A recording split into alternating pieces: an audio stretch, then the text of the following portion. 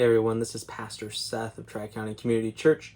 So glad for you guys to join us for our devotional for our Sabbath Sunday here this 4th of July weekend. Hope it's been safe, relaxing, fun. You've been able to rest and delight with friends and family.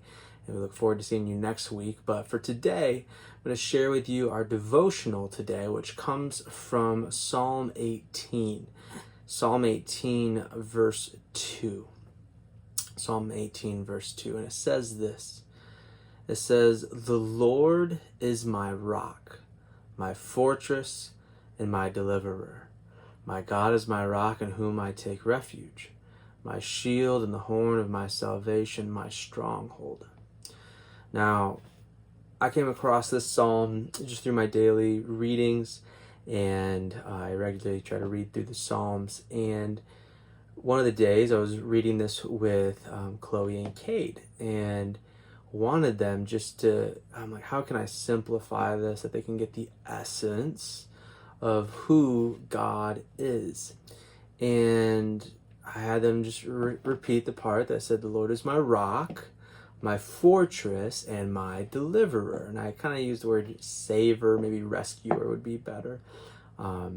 But had these kind of hand motions. So if you have kids, or even for yourself, if you like kind of putting motions to stuff, I just had them go like, okay, the Lord is our rock, Lord is our fortress, and He's our deliverer, saver, rescuer. And it was just fun for them, right? Fun for them to look at that. But as we look at what that psalm means, what David is saying, King David, there's a couple things, and really I like to just focus on the rock, the fortress, and the deliverer. The rock aspect is this idea of unshakable security, and that's who God is for us. Really giving this idea of there would be fortresses or other things, different places, cities being carved into rocks in Israel, and in what they would use out of the land. And so they would give this idea of God, His covenantal promises. He Himself gives us an unshakable security, different from what the culture has of upheaval and all craziness. God's a constant place of security. But also, if He's our fortress, He is our genuine refuge, a place where we can find rest, a place where we can go to get away from the craziness of this world, a place where we go to that's really what we need.